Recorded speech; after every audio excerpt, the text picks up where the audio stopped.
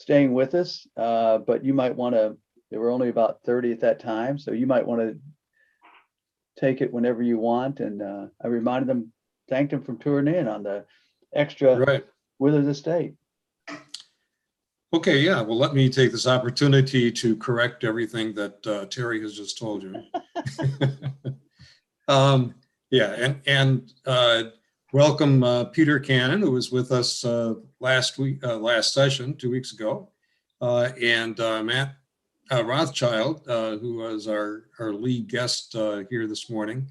As I think just about everybody knows, Matt has been associated with the Progressive magazine. The magazine started out by fighting Bob La Follette, and has a fantastic tradition. And Matt was editor and publisher, and he is now with the Wisconsin Democracy Campaign, a major advocacy group for clean government and good government in Wisconsin, particularly as it relates to the elections and campaigning process.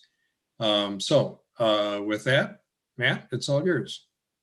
Well, thanks, Dennis. Thanks for inviting me to talk with the Plato Group, and thanks to our board member, Pete Cannon, for proposing these couple talks and for his wonderful presentation a couple weeks ago. Here's what I'd like to talk about today. I want to situate the problem of gerrymandering in the bigger picture of the problems facing our democracy. I'd like to add a little bit about the recent history of gerrymandering in Wisconsin, and then talk about the movement to ban gerrymandering in Wisconsin, which is kind of very exciting. And it's what I've been doing a lot of work on over the last 45 years. Then I want to talk about, if there's time, some of the complexities of the issue, including some of the counter arguments that you hear from Republicans, and then a counter argument you might not have heard from the left. But first, let's look at the bigger picture. And the bigger picture is that our democracy isn't functioning properly. It's not functioning properly for a lot of big reasons. I went over some of these at the rally yesterday, but I want to talk about them more because I think it's important. Our democracy isn't functioning properly because of white supremacy. It's not functioning properly because of economic inequality. It's not functioning properly because of big and dark money in our politics, which we work a lot on that problem here at the Wisconsin Democracy Campaign. It's not working properly because of the antiquated structure of the US Senate and the antiquated appendix of the Electoral College. And, you know, these are all very daunting problems, and the solutions to them are all a pretty heavy lift. But there are other problems facing our democracy that are easier to solve, and chief among these is gerrymandering. We can solve that problem. We don't need to amend the US Constitution. We don't need major uprooting of cultural biases. We don't need to overhaul our economic system. All we got to do is pass a law here in Wisconsin, have the governor sign it, and boom, we've solved the problem. Other states have done it. Iowa did it 40 years ago. Utah and other states have been doing it in the last few years, and we should be able to catch up on that one. But the inescapable fact, when you look across the horizon at all the problems, and I want to add to those problems, the rise of authoritarianism, the rise of the Trump cult, the rise of irrationalism that we're seeing in this country, that are all these problems are very disturbing, keeping me up at night. I worry that our democracy is not going to make it. Actually, we're a couple hours from not making it on January 6th. So we've got a lot of stuff on our plate. But look, when we, the people, aren't getting what we want, we've got a serious problem in our democracy. Nationally, a couple of scholars, Martin Gilens and Benjamin Page, did a study. This was even before Citizens United. They studied 2 decades of political issues, 1,800 or more national issues, to see who has decisive influence on what policies are implemented, what laws are passed. And what they found out was, to quote them directly, the majority does not rule. In fact, they said that the majority doesn't get what it wants, except usually under one circumstance, and that's when, you know, the top 1% also wants it. Then we get what we want, but otherwise we don't get what we want. And we see this problem up close and personal here in Wisconsin. We, the people, aren't getting what we, the people, want.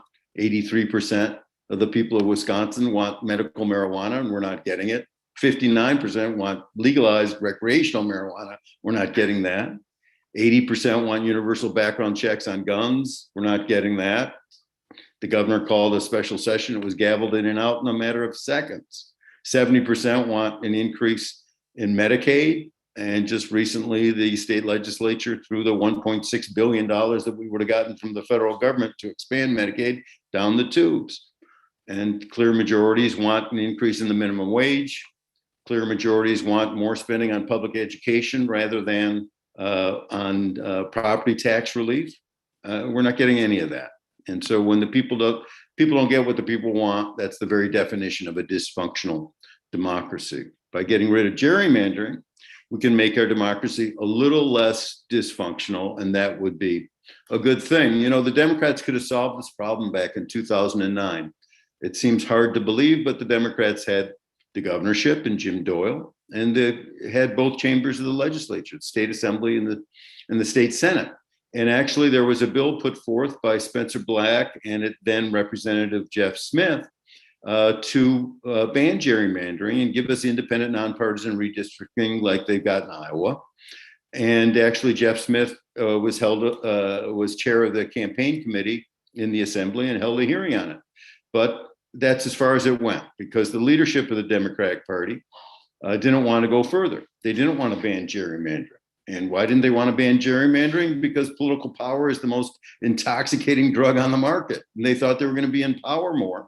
They thought they were going to win the elections in 2010 and keep hold of the governorship and the state assembly and the state senate. And then they could rig the maps for themselves and increase their majorities in the state assembly and the state senate. Well, lo and behold, we know what happened in 2010. Scott Walker became the governor. Republicans took over the state assembly and took over the state senate. And then what did they do? They wasted no time whatsoever in rigging the maps for themselves. They didn't do the people's business in the people's house. They went across the street from the Capitol and went into the glass bank building and went into the cushy law offices of Michael Best and Friedrich, into a little room that became known as the locked map room. The map room, and they brought into the locked map room a political scientist from, of all places, Oklahoma, to come with his software and start drawing maps. And he drew 9 incarnations of maps, one map after another, showing an increased majority of Republican seats in the state assembly by not changing a single vote, keeping constant the number of people who are voting Democratic, the number of people voting Republican, and simply changing the lines on the map, moving a line here and moving a line there. Typically, shoving as many Democrats into as few districts as possible. That was one technique. And the other one was splintering Democrats from towns, like splitting off Marshfield into 3 directions, or splitting Sheboygan into 3 directions, or splitting Beloit up and moving the Democratic voters into largely into rural areas, or joining them with rural areas so that their voices would be drowned out by the more Republican rural voters. And you know what? The guy from Oklahoma knew what he was doing. The speaker and the majority leader knew what they were doing.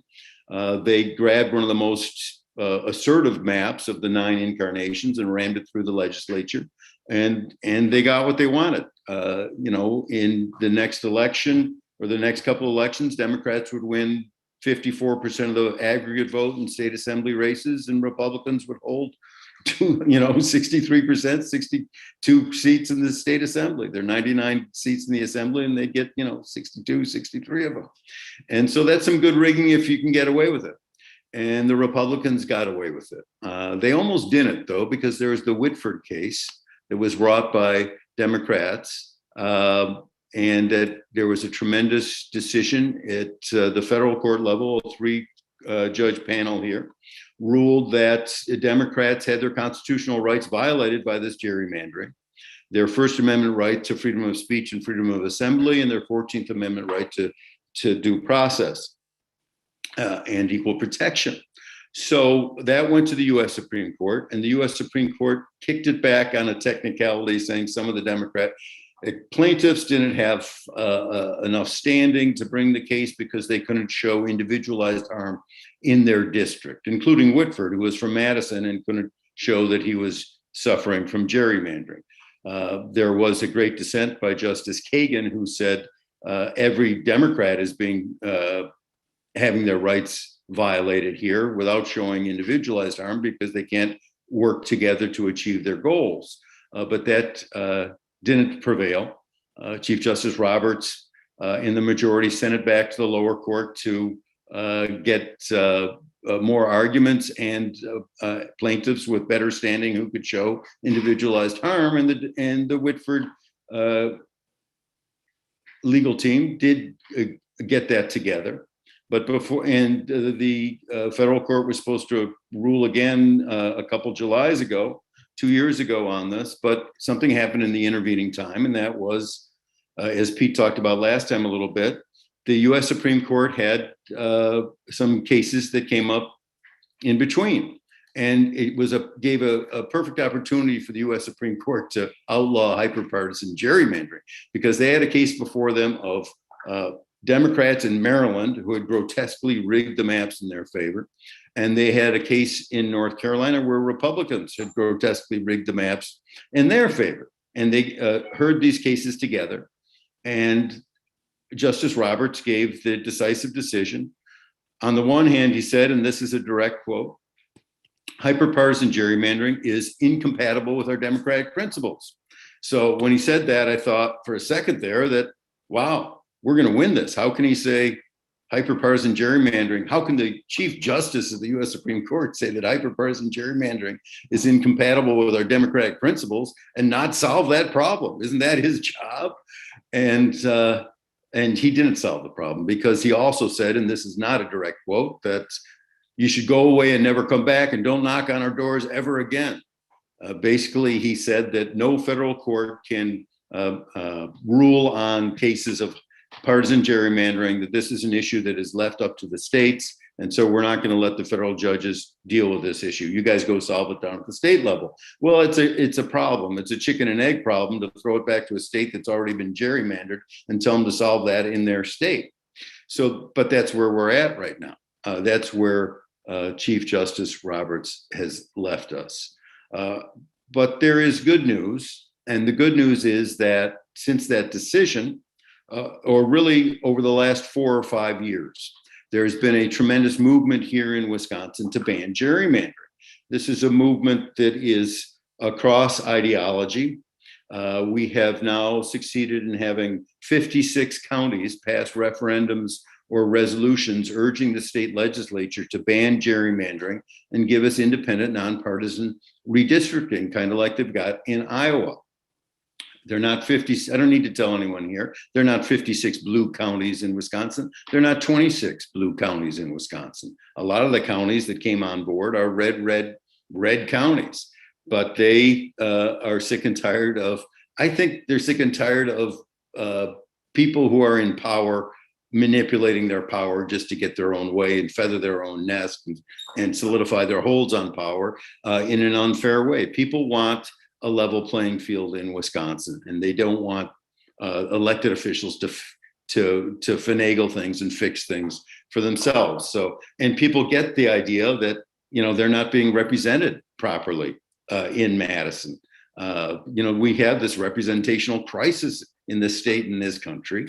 They understand that they're not getting what they want, and they understand that gerrymandering is part of the problem. I think people have become educated to the issue of gerrymandering. I mean, the word gerrymandering wasn't as widely understood 4 or 5 years ago as it is now.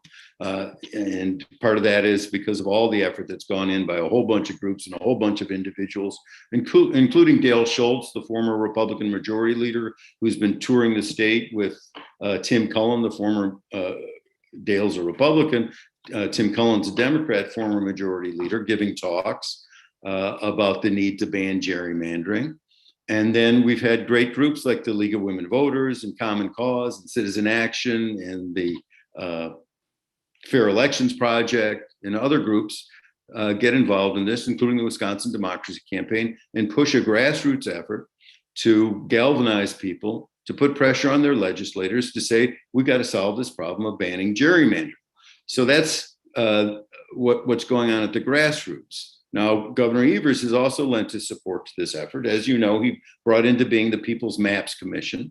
And the People's Maps Commission has done things the right way, because unlike the rigging of the maps in the locked map room where the public wasn't invited in and the media wasn't invited in and Democrats weren't allowed in, and even Republican legislators who weren't in leadership couldn't get into the locked map room unless the young male assistants to the speaker opened the door with a key that they held. And before they could leave the locked map room, they'd have to sign an oath of secrecy and couldn't tell anybody anything about what they saw in the locked map room. I mean, that's not how democracy is supposed to work. But the People's Maps Commission has done it totally differently. It is totally transparent in all its actions. It videotapes all its meetings. It has taken public input all over the state, holding hearings in all 8 congressional districts. And also it is taking public comment and urging people to draw their own maps and submit them to the People's Maps Commission. So that's about as participatory as a government public agent can get, and I applaud them for that. And it's as transparent as a public agency can get. And the People's Maps Commission has come down with its own criteria on how to draw the maps, including compactness and contiguousness. But it also has added political fairness, which is one of the complexities I think I'm going to get into in a little bit. The problem with a map that the People's Maps Commission is going to draw is that it's got no standing, which is to say the legislature can just grab it and throw it in the basket. And I think it is going to throw it in the trash basket. If I know Robin Voss, he has been poo-pooing the People's Maps Commission from the very start. And I'm sure they're going to try to rig the maps again, like they did last time around. I do have some hope that we're going to get better maps this time than we did in 2011, because of course we've got Governor Evers there who will veto a rigged map. And then Robin Voss didn't get his fantasy come true of a veto-proof majority. And so it's going to end up in the courts. And it's a question as to whether it's going to go to federal court on some issue or into state court. And you can still get into federal court without, despite Chief Justice Roberts' declaration to go away, don't ever come back. The lawyers have figured out ways to get back into federal court. You can get back in, for instance, on a racial gerrymandering argument. And there are other arguments that the lawyers are cooking up too. So there'll be a foot race among lawyers as to which court you can get into, state court or federal court. Excuse me.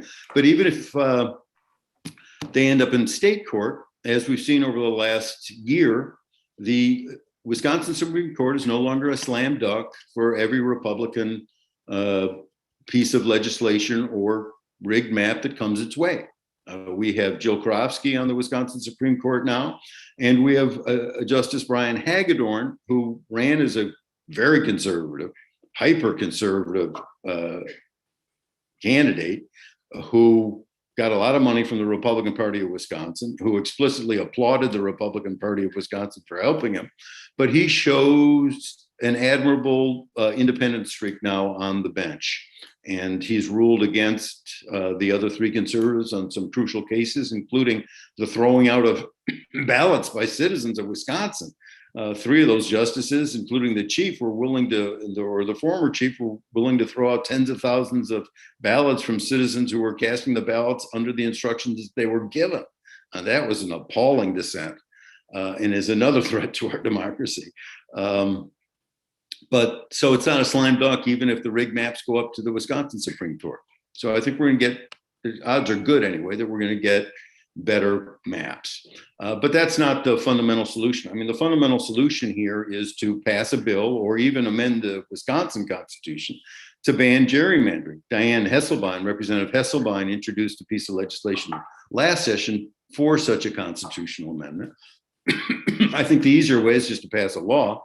And there has been a bill introduced in previous sessions to do this. Last time, it was co-sponsored by 5 Republicans. And then just yesterday, Senator Smith and Representative Jeff Smith and Representative Deb Indraka unveiled their legislation for this session to ban gerrymandering in Wisconsin. It's essentially the same bill that was introduced last time. Already, Dodgeville Representative Todd Novak has co-sponsored it. And I understand that Representative Travis Tranel from Southwestern Wisconsin is also going to be one of the Republicans who comes on board. I'm hoping the other three Republicans, Representative Kitchens, Representative Mercer, and Representative Oldenburg will also co-sponsor it this time like they did last. I'm given to understand that the speaker is not super happy about a lot of Republicans coming on board for this, so they're under pressure not to, but from the top. But from the bottom, they're under pressure to do so. So we'll see how that works out. So what are some of the complexities and counter arguments on this issue? The first argument you'll hear from Speaker Voss and other Republican legislators is that what's being proposed in this bill, essentially the Iowa model, is unconstitutional. What's in the bill is this: the elected officials would no longer be the ones physically drawing the maps. That map drawing function would go to career civil servants at the Legislative Reference Bureau, who would be drawing the maps. And they would be drawing the maps after receiving input from a People's Maps Commission. So that's the process set up in the bill. The counter argument that it's unconstitutional is one that you hear a lot from Voss, and he says that the state constitution of Wisconsin says that the legislators got to draw the maps. Well, that's not exactly what the state constitution says. It says that the legislature needs to reapportion the maps every 10 years after the census data comes down. It doesn't say that they have to physically draw the maps. And frankly, they didn't physically draw the maps last time around. The guy from Oklahoma drew the maps for them last time around. So I don't think that argument really holds water. The other argument that you hear a lot from Republican legislators and some Republican media people is, look, everybody's biased. You can't erase anybody's bias. So basically, it's just a joke to even try to do that because people are going to cling to their biases.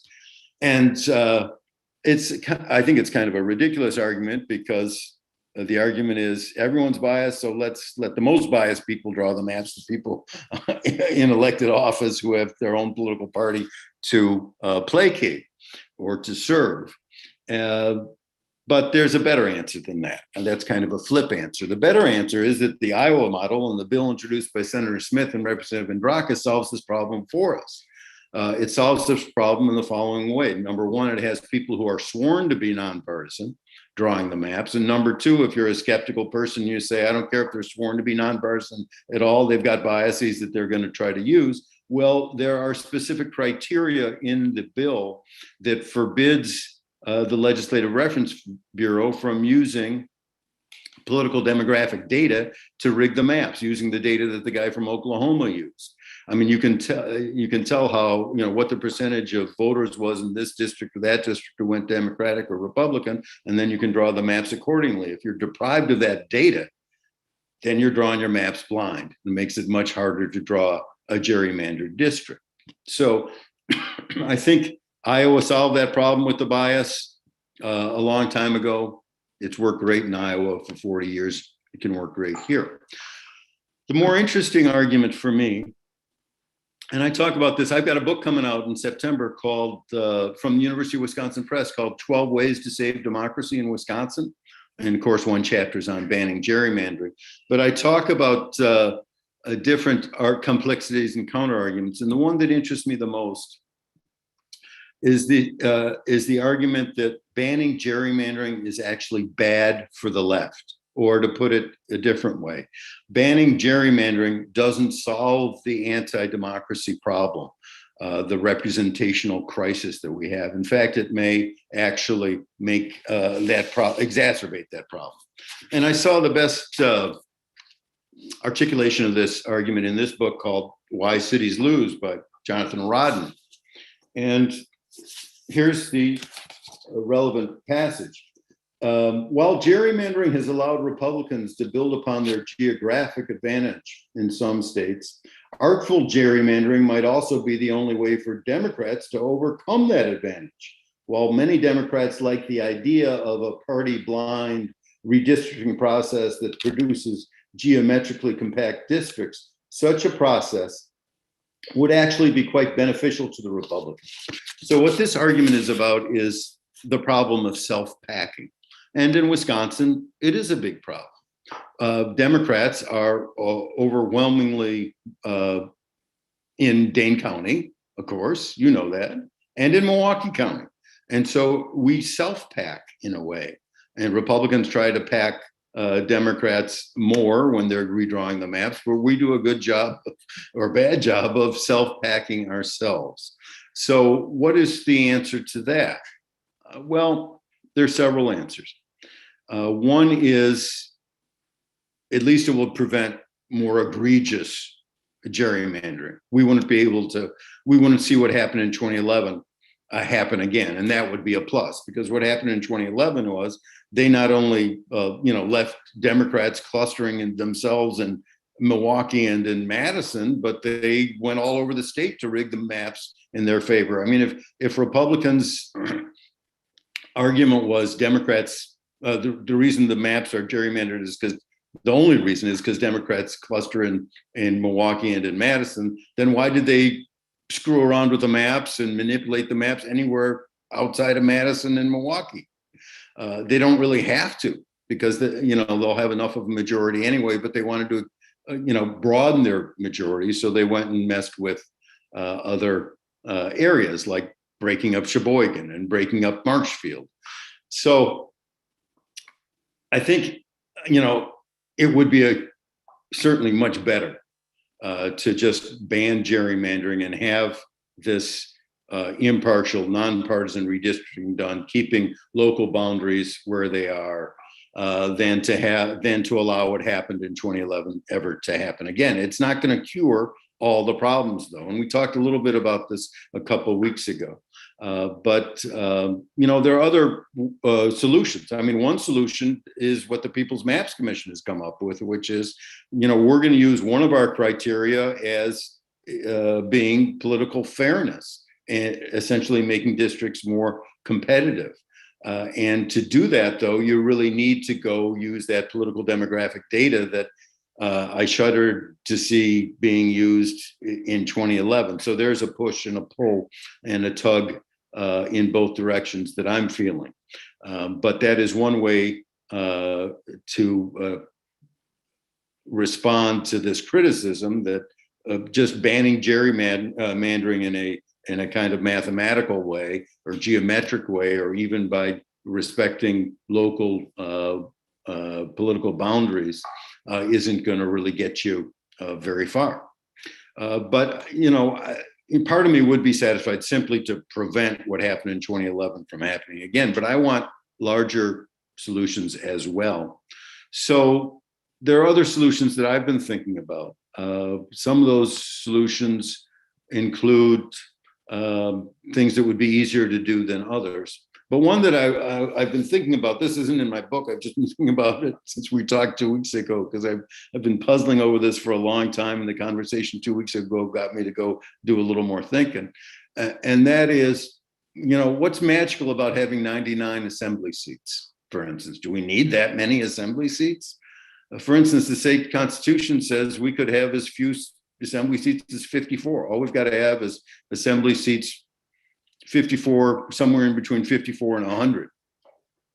So what would happen if we reduced the number of assembly seats to 60 from 99, for instance? We'd have larger assembly districts that would be more reflective of the overall population and harder to gerrymander. So, we'd have 60 assembly seats and 20 state senators. Would that be a bad thing? I'm not so sure. I think it would make it harder to gerrymander, for one thing. And I think that we might be getting a more responsive and legislature that's more reflective of the overall population. A bigger reform, which would be harder to enact, is to move toward proportional representation. And I think for our democracy nationally and statewide to operate better, we're going to have to get to at some point proportional representation, because this winner-take-all system is not serving the interests of the majority of the people of this country. I mentioned the two political scientists who had studied the 1800 policies. They've got a book out called Democracy in America, What's Gone Wrong and What We Can Do About It. Benjamin Page and Martin Gillis.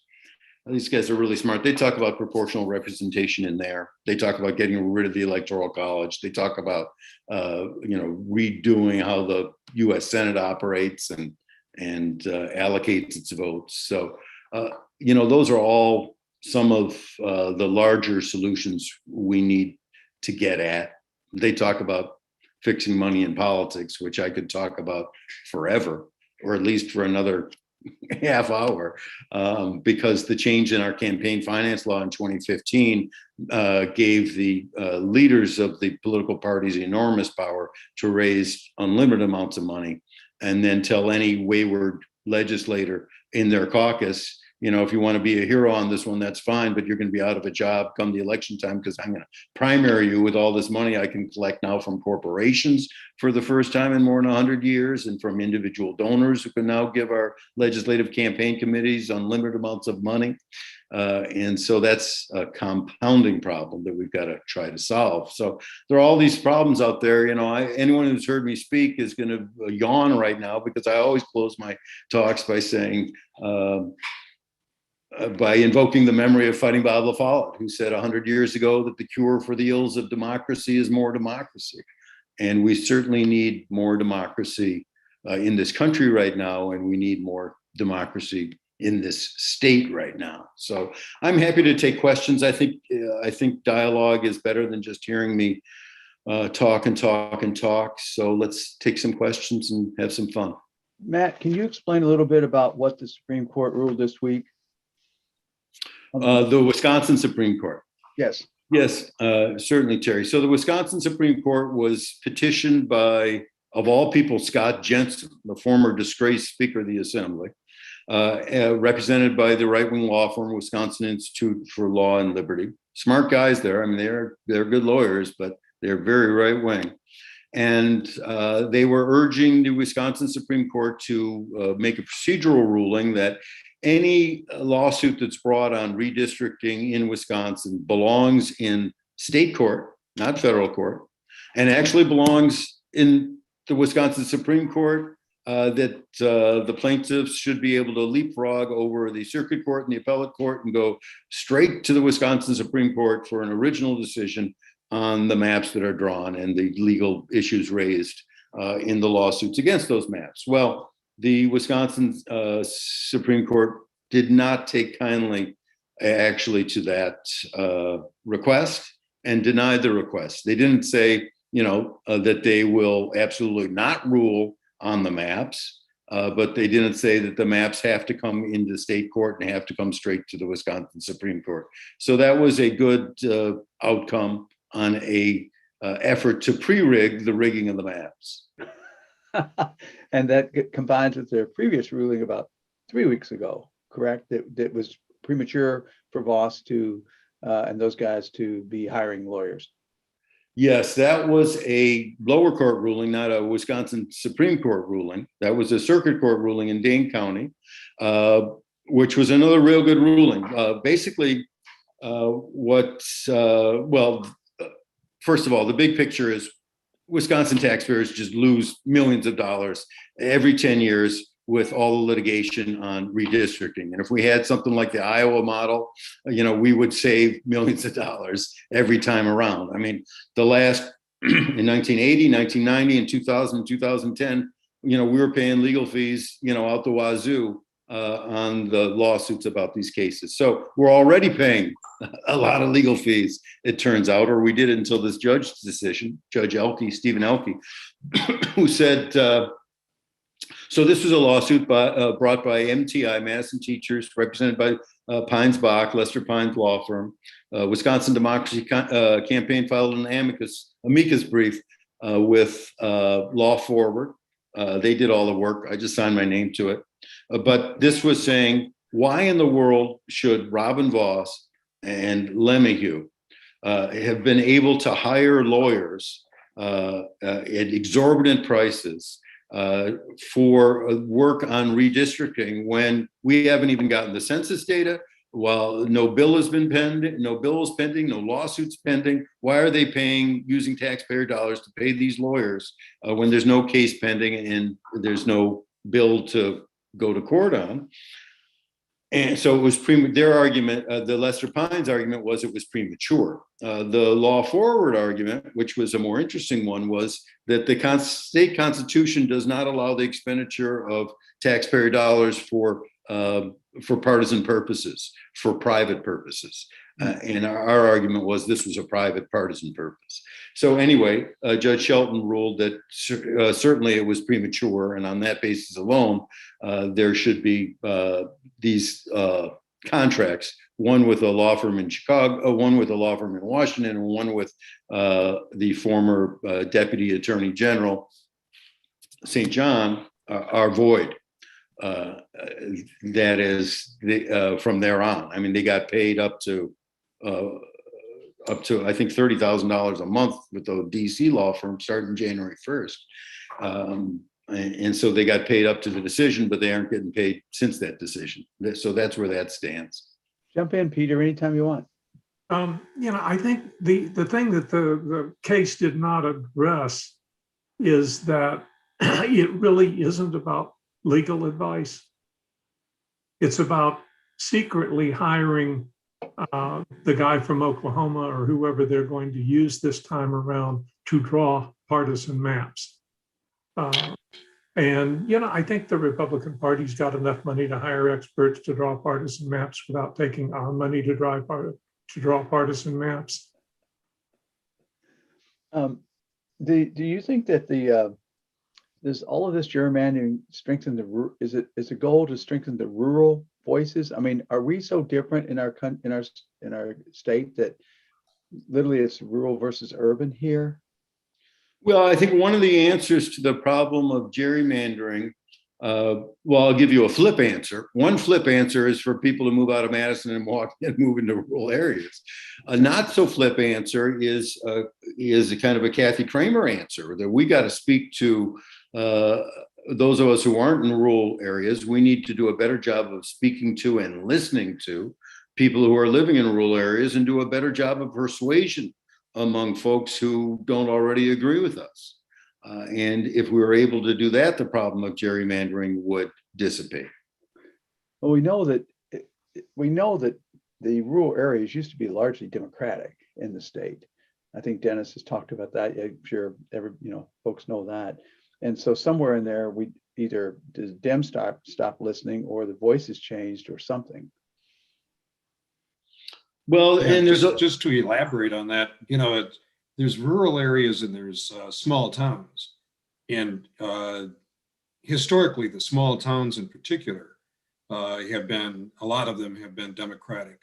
I mean, in the northwestern part of the state, small towns, smallish towns with universities in them have had a lot of support for Democrats. And we used to have it before the last gerrymandering. It used to be that you'd have about a third of the seats were Republican, a third of the seats were Democratic, and a third of the seats were competitive. And it'd be nice to sort of get back to that kind of thing. And it seems to me that that certainly is possible. At least it's possible on a theoretical basis. I mean, it gets to the fair politics kind of principle. Well, I'm reminded of, and Matt, you of course will remember this very well. I was the head of the chief of staff for the campaign finance reform with Don Kettle. And, we had Adamany and Clouser sitting down together talking about this kind of stuff.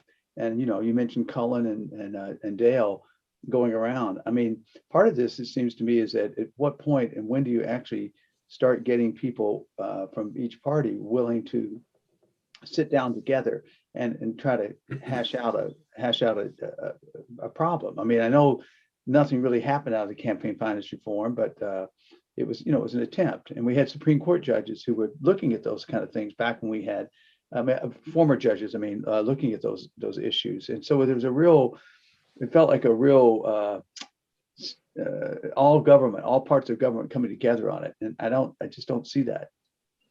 And I think there's a hunger for it. And tangentially, I mean, I do applaud Tom Petri and Reed Ribble for signing on to that letter to the Republican Party saying, you guys are going overboard here, and we got to respect democracy and truth. And if you don't come around, we may even have to form our own party.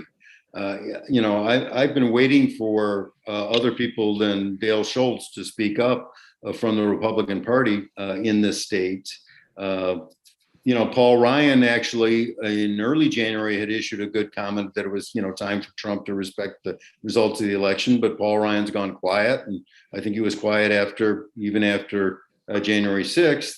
And, Scott Walker, we're not hearing anything from him. Tommy Thompson, I'd like to, maybe when he gets done with being president of the university system, I'd love to hear him talk. He should talk. He was on Team Trump 4 years ago, though. And I thought that was shameful. The great book, How Democracies Die, was saying that any Republican in 2016 had a moral obligation to warn people about what a danger this guy was to our democracy. And there weren't many people back then. So, I applaud the Reed Ribbles and the Petris and the Liz Cheneys and the Mitt Romneys and the Kinzingers. But I would hope that, someone like Tommy, who's got probably the biggest reputation in the state and nothing to lose after he leaves office as president of the university, would use his moral stature to say enough is enough. Part of the problem is we always come back to the money. And as Matt mentioned, leadership today has got so much money. The speaker and the majority leader are so powerful compared to, say, the 70s, that it makes it difficult for somebody to cross the aisle because, again, as Matt pointed out, they're going to get a challenge on the right. And I think the other thing that feeds into it, the court cases, they were talking about the minority or the Democrats being disfranchised. I would argue that the majority in gerrymandered districts also has their choice removed.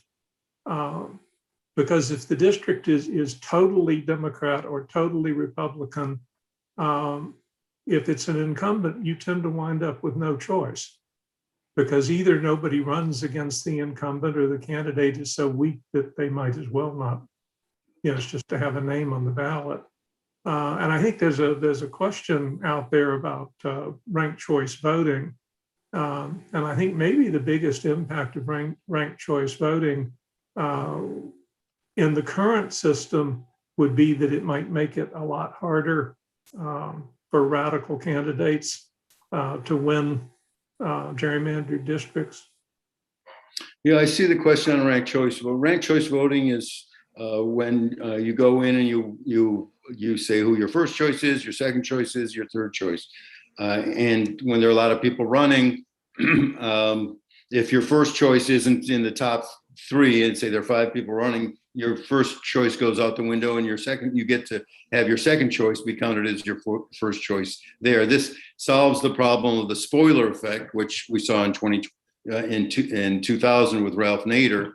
And I know there are a lot of people pushing this as well. And it is a reform I'm in favor of also. So that might help too. But I still think we need to solve gerrymandering. Also, I do want to talk about money in politics just quickly, because in 2015, the Republicans totally tore up our campaign finance law. They actually tore up the pretty words at the beginning about saying there should be transparency in our elections and there should be a limit on how much big money is flowing into Wisconsin, and that people should have faith that their electors are responding to the citizens and not to their donors. All that went out the window. But even worse was the fact that there used to be a de facto $10,000 there was an aggregate $10,000 limit, and that had to go because of a U.S. Supreme Court decision called McCutcheon in 2014, which said aggregate limits are unconstitutional because they interfere with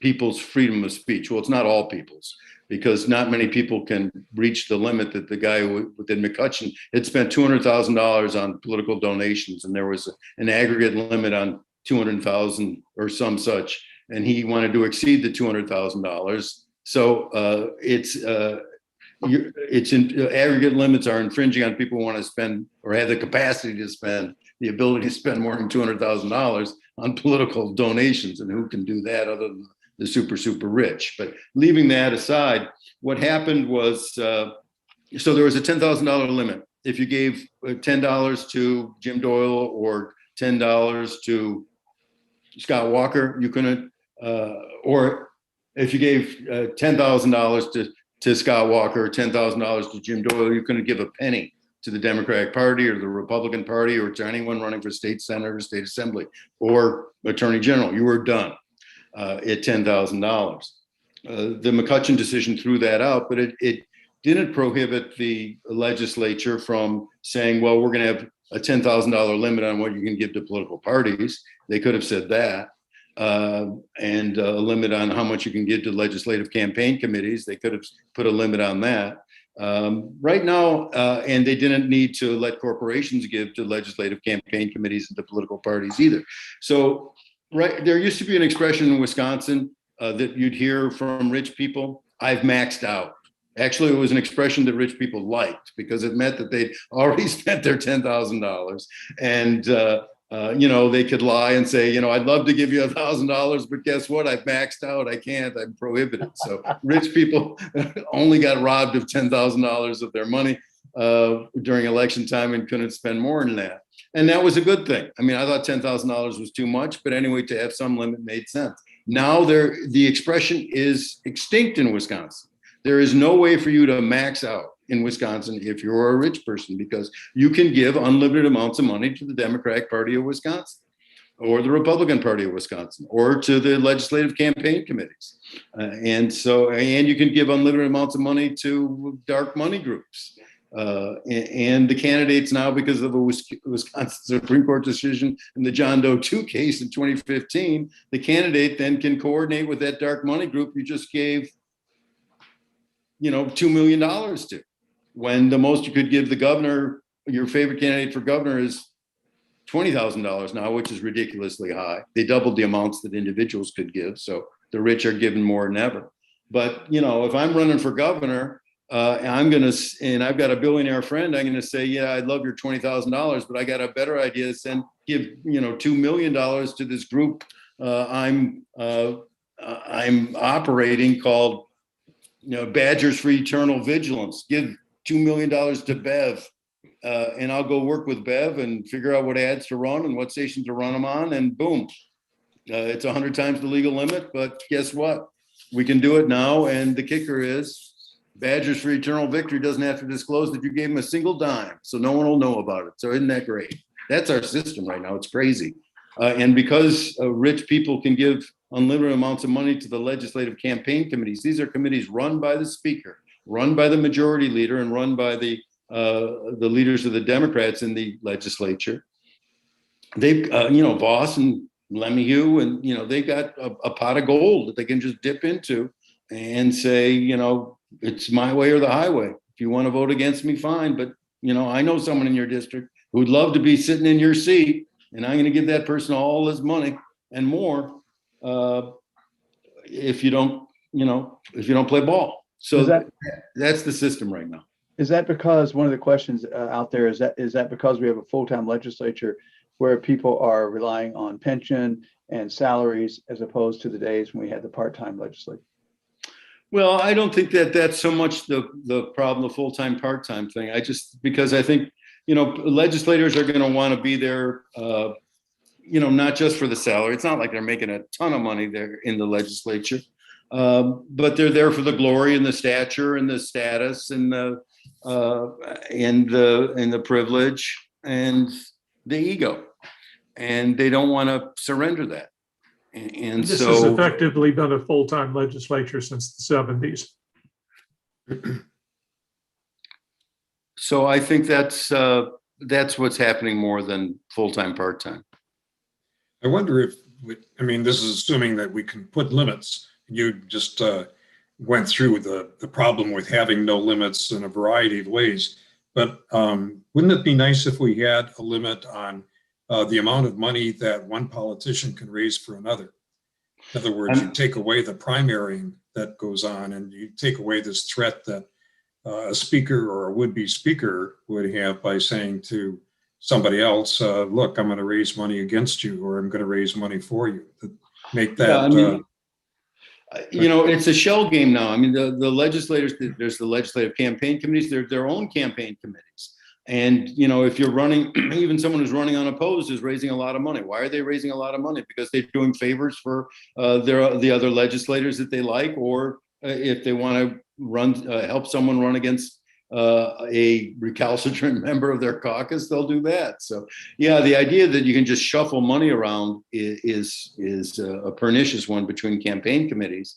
And also the unlimited amounts of money you can give to the parties makes a joke of the limits you're giving to specific candidates. For instance, if you're giving money to the Democratic Party of Wisconsin, millions of dollars, and there's a tight gubernatorial race, and then they can give all that money to the Democratic candidate who's running for governor. Well, why have a $20,000? What does it mean about the $20,000 limit? It's just a joke if you can get around it, and then the party's just a laundromat for these big donors. Has every state done this type of opening the gates? Is there any good state out there? Sure. Yeah, I mean, there are states that are doing interesting things and doing some reforms. I mean, one reform that's happened in some local places like Seattle and New York City is called small empowerment, a small donor empowerment, whereby if you're giving under $200 to a candidate, the public treasury will multiply that by a factor of 6. So if you're giving $100 to your favorite candidate for mayor in New York or mayor in New York, the city treasury will give $600 to that candidate. So your $100 turns into $700. So it's a way to try to level the playing field a little bit. I don't think it's a total answer. I think having lower limits on what the big donors can spend is a much better way, and limits on donations to, and certainly we need disclosure of money to those dark money groups. I mean, that's a correction we absolutely need for our democracy. But this is what I mean. It's not just gerrymandering, and to some extent, I fall into this trap too by saying, solve the problem of gerrymandering, everything will be great. I mean, it's not the be all and end all by any stretch, but it's something that's doable, would improve our system, and I think we should get it done. Before you, there's a couple of people asking to be sure before you leave. I know we got another half hour, but if you can mention the site where people, or send it to me and Dennis will get it out, the titles of the 2 books, and also the site where people could draw their own maps. Sure. So the books that I held up, one is called Democracy in America, ? Democracy in America by Benjamin Page and Martin Gilens. That's Gilens, Gilens. Benjamin Page and Martin Gilens. They were also the guys who did that study of 1800 public policies and found out that, guess what? The majority does not rule. The other one is called Why Cities Lose by Jonathan Rodden, Rodden. Jonathan Rodden, who's at Stanford, I guess. I did mention another book, which was called How Democracies Die. And I've got that back here. How Democracies Die. This is a crucial book. The authors are Levitsky, Levitsky, Levitsky, and Ziblatt, Ziblatt. Okay, and the website. A question for you too on this, on the website to draw your own map. So you just go to the People's Maps Commission. Just Google People's Maps Commission, and it'll take you right there. Do you have one of the things that I always think about with this is young people, young voters, young people who are out there. I'm sure that of the 70 folks tuned in, as well as panelists, Dennis, you among the oldest. I'm curious whether or not there's been an AP high school, government class, or whether or not it had to be AP, but high school kids and young college kids thinking about this and then jumping in on the maps and thinking about solutions. Do you have any indication that young folks are thinking about this? Well, here's one indication anecdotally. I was invited to speak to a high school in Merrill by a teacher who has the daughter of Hans Breitenmoser, who has been a prime mover in this effort to ban gerrymandering up in Lincoln County. He's on the county board there and helped get that county board resolution and referendum through. And I guess he mentioned my name to his daughter. His daughter mentioned my name to the teacher. The teacher invited me to talk to 2 classes this week. I was all set to go, and then the superintendent told the teacher, it's too controversial, you can't talk to the school. No. Yeah. Gee, you gotta be kidding. No. So I was disinvited. So it's happened once or twice before. Once I was asked to go to a high school when I was at the editor of the Progressive. You can come to the high school, but you can't tell people what you're saying is the truth.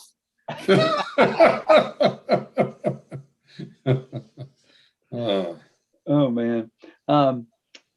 Okay, let's see. We got a couple of things. Let's see. I guess one of the questions is, can you explain a little bit more about what happens if Evers vetoes it? What happens? Is there an arbitrator? Is it court? Is it all going to be legal? Fought in the courts? It goes straight to the courts. Yeah, it'll either go to state court or federal court, and that's what's happened in the previous decades, where you had a split government in Wisconsin in 1980, 1990, and 2000. The party who held the governorship couldn't agree with the legislature, or one chamber of the legislature couldn't agree with the other, so it goes to court, and then the court will decide. Sometimes courts will appoint a special master to draw the maps and impose the maps, and or courts will just approve a map that's been drawn. What we're hoping for is that the People's Maps Commission draws will have some force, not a compulsory force, but it will have some sway over whatever court is looking at it. We're hoping that the court will say, well, you already had all this public input, you already had public expert testimony, they've already drawn a map with specific criteria here. Let's just use that map, or use a version of that map. Or they could just appoint someone to draw something from scratch. Or they could approve the map that the Republicans draw. But that's up to the judges to decide. And that could be appealed. They have typically, the 70, 80, 90, and 2000 went to 3-judge federal panels after the governor vetoed the legislative bill. To me, maybe the big question is whether it goes to federal or state court. And the Supreme Court has probably tossed out taking it to federal court over partisan gerrymandering. But there are other things, mostly minority representation, that there are other things that could take it to federal court as well. But the federal courts in the past have always appointed a 3-judge panel. And again, as Matt said, the panel can do sort of kind of anything they want. I mean, in the past, they had appointed a special master. I got loaned to the 3-judge panel in 1990 to help them draw the maps. They can do pretty much what they want. Any grounds other than racial gerrymandering that the federal courts might take this on? Dennis, I asked our attorney, Mel Barnes at the Law Forward about this, and I can't remember what she told me, but she said they've got a lot of arguments that can get them into federal court, but I didn't write down what those different arguments are. So you might want to ask her or Doug Poland or Jeff Mandel over there, what arguments they're playing with. Okay. It seems to me like they're edging in the direction of looking at compactness, but very slowly. Someone in the chat asked what my ideal form of democracy is. Yeah. Let me just say what my definition of a functioning democracy is. and that is a democracy is functioning well when everyone has an equal voice. And we're very far off from that right now. We don't have anywhere near an equal voice in our politics. Most people's voices don't get heard. There's this woman named Sheila Plotkin who has this website called We the Irrelevant, where she has gathered information on open records requests from all the legislators in Wisconsin on about 10 big issues over the last 5 years or 6 years. To see what calls and letters and emails to the legislator, what kind of impact that was. The sad truth is that almost, even when there's 95% of the letters and phone calls on a lot of these issues, the Republicans will vote in lockstep and ignore what they're getting from the public, from public input. So we don't have an equal say.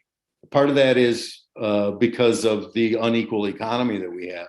I mean, for instance, if we were in an economy where people had roughly the same amount of money, not absolute economic equality, but a much better distribution of income and wealth, then the problem of money in politics wouldn't be as severe as it is now, because you could have relatively equal participation. And if people wanted to use their marbles to, and give money to politics, or if they, that would be up to them.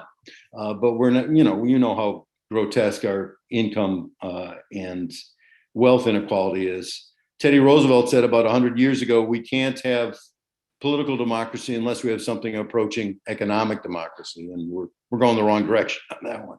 Mm-hmm.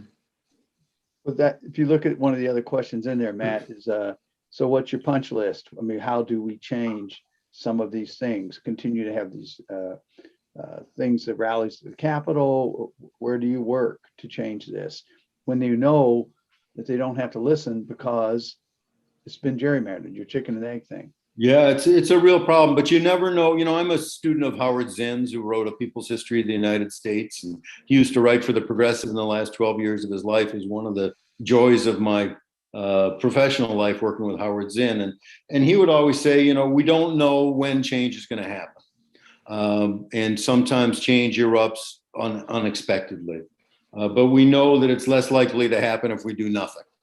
And so you might as well do something, because then there's a chance that what you're going to do is going to have a big impact. And so even though, that Sheila Plotkin and We the Irrelevant thing makes it seem like, why even bother to contact your legislator, for instance? I'm big on social movements. I think social movements get things done more than contacting your legislator. But sometimes contacting your legislator actually does work. Remember, a few years ago, right before July 4th, like 2 days before the July 4th weekend, Robin Vos floated this idea that legislators should be immune from the public records laws. And there was a huge outcry. Every editorialist in the state was saying that's outrageous. And I'm sure, they got an earful from fellow citizens at the July 4th parade, probably got metaphorical tomatoes thrown at them for saying that they should be essentially above the law and be able to act in secret. So by the Monday or Tuesday after that weekend, Robin Vos backed down. It's not very often that Robin Vos backs down, but he backed down then. And that was in large part because of the outcry from editorial boards and from citizens. So on the other hand, devil's advocate, we had 110,000 people around the square protesting Act 10 and deluging the legislators, and didn't do a damn thing. So sometimes it works and sometimes it doesn't. But it's important to do the work for the times when it does work. I know you're trying to answer. One person is asking about the census figures for the midterm. You want to comment on that? Sure. I mean, the timing is getting tight. I mean, as Pete talked about last time, we need to, redistricting's got to be done at the very latest by April of next year, when legislators have to submit their papers for running for office. They've got to know what district they're in. And so you can't run for office if you don't know which district you want to represent. So the calendar is really tight here. The census figures aren't going to be delivered until September. The legislature is going to have to hurry up and draw a map. People's Maps Commission is going to have to hurry up too. And then, they're going to run to the courts, and the judges are going to have to act quickly. They're going to have to hear the case quickly. The appeals are going to have to happen quickly. And it may be that the maps are, that the judge will have them either approve a map or have maps drawn, and that those maps will be on appeal while the new candidates file their papers in April. But of course, maps were on appeal for much of 2011, 2012, 2013, 2014. So I think we'll have a map. It'll probably be under appeal even while we're voting in 2022. But we will have new maps in 2022. I'm pretty confident. And that's happening with every state then, because the figures, everyone's affected. Everyone's affected, and because of COVID, everything's late, and some states are worse off than us because some states have in their statute that the new maps have to be approved by July 1st, for instance. I mean, it's an impossibility. So a lot of other states are trying to figure out how to solve this problem too. One of the questions there about is competitiveness a criteria anywhere in the U.S.? I think so. I don't know for absolute sure. I mean, competitiveness is a goal. It's horrible that we have districts that are so gerrymandering that it just doesn't matter, and that no one will compete. I mean, whether it's a Republican on the Isthmus of Madison or whether it's a Democrat in rural Waukesha County. I mean, we should have competitive elections. It's horrible when there's only one person running. Oh, that's like the Soviet Union.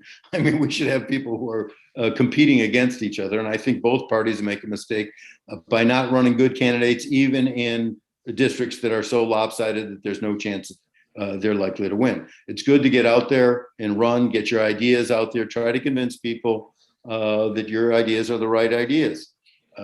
Now, competitiveness gets to this question of using that political demographic data and political fairness, which is one of the criteria of the political People's Maps Commission now.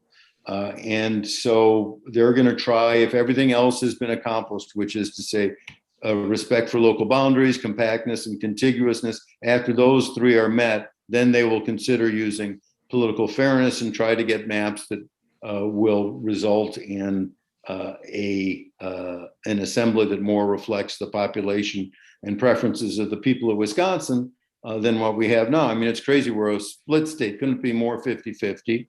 And the legislature is, 62% Republican. I posted the link in the chat to the People's Map Commission, but I also noted they taped all of their public hearings, one for each of the 8 congressional districts, and the one for the 3rd district has the mathematicians talking about the map making. And they presented some measures of what is effectively self-backing. And it's well worth taking a look at. Skip about the first 10 minutes till you get to the presenters. Seems to me like they came up with a map that does not look at partisanship in Wisconsin, gives the Republicans typically like 53, 55 seats, not 63. I mean, I was talking with a guy who does map drawing, and he said, if you don't take into consideration the political demographics and look at that, as Pete was going to say, his numbers were even worse than Pete's.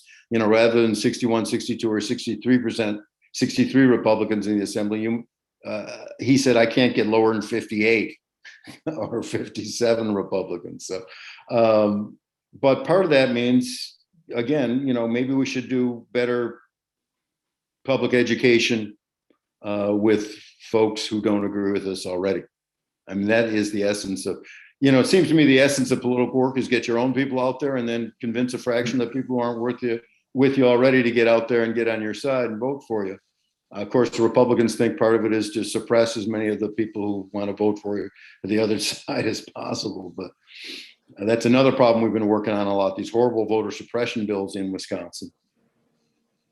Are some of the audiences, I know you're used to, from the Progressive and Wisconsin Democracy Campaign, are some of your audiences surprised when you say that, the Dems under 2009 did not make the change, that the most gerrymandered one is a Dem, in Maryland. Are people surprised to hear that it's a pox on both parties?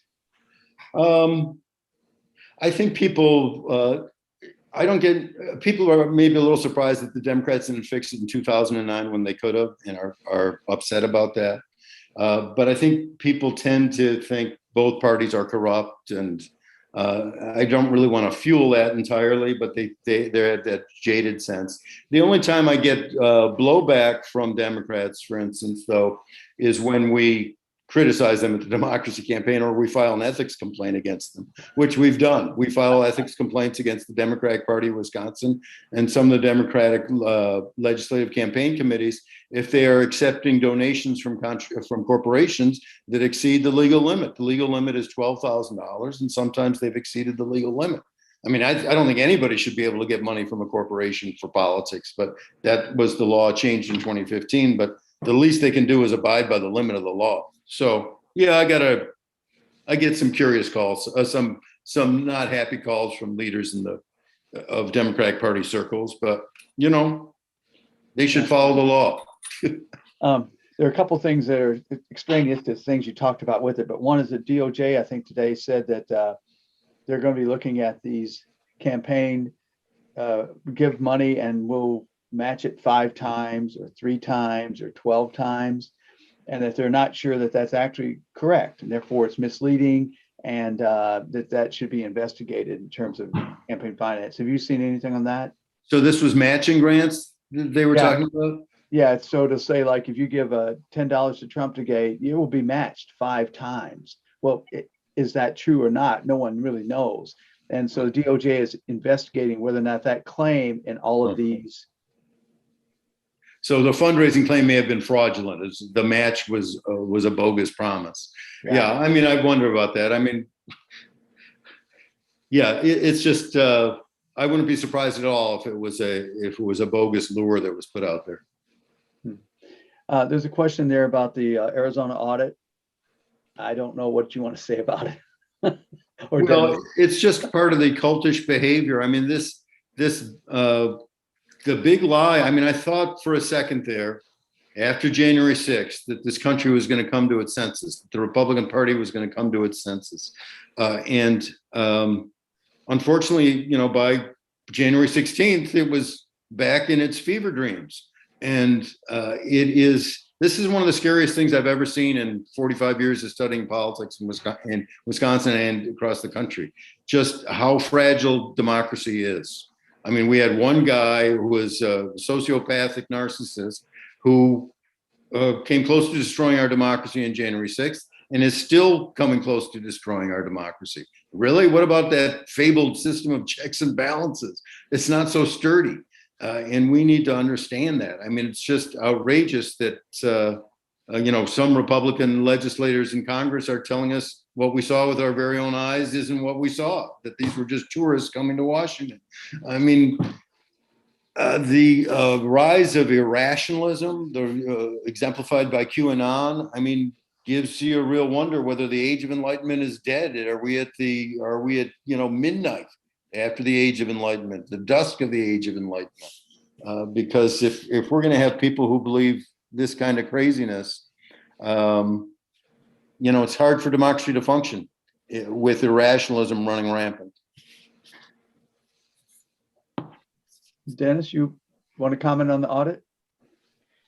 Well, one is somewhat related, but you asked earlier about examples of states that had fair election and fair campaign finance kinds of things. And the 2 states that were the models were Maine and Arizona. And Arizona was, they had campaign finance limits that indeed, and Matt kind of referred to this, the big donors were the ones who were very, very supportive of this, because they could very easily say, well, I've maxed out. And their maxes were very small, and they really liked it. And the Arizona model was tossed out essentially by the US Supreme Court decision that said, look, money is speech, and so you can't have any limits. And that's been very unfortunate. And there are more factors, but that was a major factor in Arizona kind of changing from being a very competitive state, very much like Wisconsin politically, to a state that got controlled by the radical right and by a few corporations, mining companies and the like. There's pushback now, and Arizona voted for Trump. The Republicans within Arizona are split, and there is the group, particularly in their state Senate, that's pushing for this so-called audit, headed by somebody who's got a company and who has been at the forefront of saying that the whole election was a fraud. So it's not a very impartial kind of audit, but it's also following on two previous audits that were done by impartial groups, and those audits found absolutely no hanky-pank, no reason for doubting the results of the presidential election in particular. So Arizona is going through some real challenging kinds of times right now. Well, we at least did have Lindsey Graham admit yesterday, 195 days after the election, that Biden was the president. So maybe there is progress, and maybe change does erupt different places, Matt. I don't know. He's got a lot to answer for, though. I mean, that's the thing. Lindsey Graham, Mitch McConnell, all these people who coddled Trump up until January 5th at 6th at noon, and then and knew better. They knew better. They knew who this guy was. I mean, look what Lindsey Graham said about Trump when Trump was running for president the first time, and he opposed him.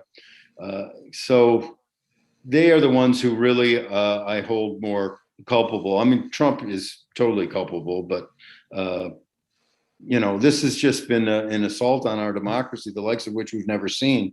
And for people to normalize it, I was testifying at a Senate campaign committee hearing on these voter suppression bills, and I was urging them to not go this route. I told them they were feeding the mass delusion out there and fueling the big lie, and they didn't want to hear it. Dewey Strobel said, look, what happened this year, it happens every 4 years. The Democrats did the same thing in 2016. That's normalizing. And I said, look, the Democrats didn't do it in 2016. They didn't storm the Capitol. They didn't say hang the vice president. I mean, it's just ridiculous, the kind of normalization that's going on right now, in erasure of actually what we saw with our own eyes, which was a coup attempt, or it was, a putsch. It was an old fascist putsch. With McCarthy yesterday saying he doesn't favor the commission, there's one collection as an old journalist, of somebody posted all of the headlines from about 20 of the major newspapers around the United States on January 7th, and it's pretty clear something happened. It was not normal. When you look at the front page of every major newspaper in the United States, it's an astounding collection of things to look at, to see when you try to say that. Well, I remember just what my wife and I were watching the whole day because we wanted to see what was going to transpire at the Electoral College, and we just sat there and we just couldn't believe, first of all, that the police were doing nothing, because the protests where the police were doing a lot. I mean, I got arrested twice myself, and at the rallies here at the Capitol during Act 10, and then just to see the horrible beatings that the police were getting with people holding American flags and being beaten over the head with American flags. I mean, it was grotesque. And very scary, and it's still very scary. And to see it whitewashed in front of our very eyes, like we didn't see what we saw. Who are these guys kidding? But it's funny, but it's not funny. It's not funny at all. Can you tell us a little bit more about? We've got about 10 minutes here yet, but a little bit about your book. You say you're at 12. So yeah, I wrote this book because, my wife suggested it for one thing. I was complaining I didn't have enough to do. Don't tell Pete, he's on my board. I didn't have enough to do one day at work, and says, well, why don't you write a book? And I'd written a book before and edited a different book before when I was at the Progressive, and books are big efforts. And so it was kind of daunting. So I tried to do a quick and dirty book and just do a collection of speeches, because I give speeches all the time. And so I called up the University of Wisconsin Press. Hey, you want to publish some of my speeches? So I met with the editor there. He said, and to his credit, he was a good editor. I would have said the same thing if I had been coming to myself with this proposal. He said, that's not that great idea of a book. Why don't you write a real book? Why don't you just dive in and tackle all the things that you think we need to do here in Wisconsin to make things work better. And so I said, okay, I will do that. And I submitted the first draft, and it was too short and loud. And I just did the proposals, and I'll tell you what those are in a second. But to his credit, again, he said it's not a good enough book. I mean, it's just kind of like a pamphlet, and we want a book. And so I said, all right. And that was 10 ways to save democracy in Wisconsin. I said, well, I can get you to 12. But I also decided I was going to include the two big ones, which are economic equality and uprooting racism. Those are huge subjects that I tried to wave away in my initial introduction, but especially after George Floyd, I just could not write a book without talking about uprooting racism. And economic equality is something I've been wanting to write about for a long time. So those were longer chapters. And then in each chapter, I have complexities and counter arguments. So I lay out the reform, and then I try to wrestle with, what the other side is saying, what a rational person would say to skeptically take into or question my position. And so I wrestle with those. So I kind of like that aspect of it. So the rundown is, before I go to the table of contents, let's see if I can rattle them off. Banning gerrymandering, money and fixed campaign finance. Those are the two top. And then end prison gerrymandering. That's another one. Making voting easier, not harder. Tightening recusal rules for judges and justices. I mean, our rules for judges are just outrageous right now. And we had the 54 retired judges urging the Wisconsin Supreme Court to tighten the rules on recusal. You know what rule they have for recusal? There is no rule at all. It's up to the judge or the justice. You know who wrote the rule? Wisconsin Manufacturers and Commerce and the Wisconsin Realtors Association. They took the wording from the lawyers for those two huge lobbyists and just accepted it word for word. It's absurd. The League of Women Voters, bless their hearts, had asked for a tougher rule, and they said no. Then the 54 judges asked for a tougher rule, and they said, no, this is the rule we got. That's why Rebecca Bradley's able to sit in on cases that are brought by Jerry Fabick. Jerry Fabick gave her $20,000, the max amount. She still sits on those cases. And the other thing about the judges is, if I've got a case before a judge, the lawyer for the other side could give that judge the maximum donation while the case is on, and neither the lawyer for the other side or the judge would have to notify me, the lawyer for the other side, that donation had just been given. I mean, that is just unbelievable. You can't get due process that way. So anyway, that's a reform. Media reform is another chapter. Local control, increasing local control is an additional chapter. So that's not 12, but let's see what else there is.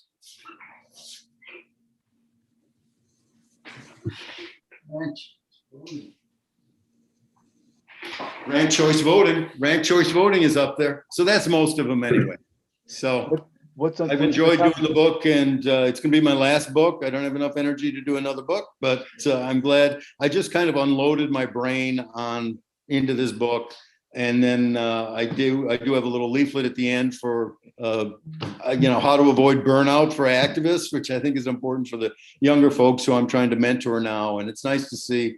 One of the great things about the pro-democracy movement in Wisconsin, there are a lot of incredible groups and incredible young activists working in this sector. They don't have all our gray hair, and it gives me a lot of hope. Really skillful, decent people. Well, I don't want to break it to you, Matt, but Dennis just finished his book on Lucy, and he turned 80. So you might have you might have to do a few more things. Dennis, I'm going to turn it over to you. Okay, and I don't have gray hair. I don't have hair. Well, thanks so much. Thanks, Pete. Thanks, Matt. This was a great way of concluding our series of sessions that we've had since the beginning of the fall. It's been a great opportunity. Thank you again, Terry. Played a major role, not just in moderating, but in putting all this stuff together. So hope that everybody has a great summer, and thanks very much again. It's been great. Oh, thanks for having me. Really enjoyed it. See you in the fall, Dennis. Sure. See you in the fall. All right. Thanks. Bye. Bye-bye. Okay. Bye now.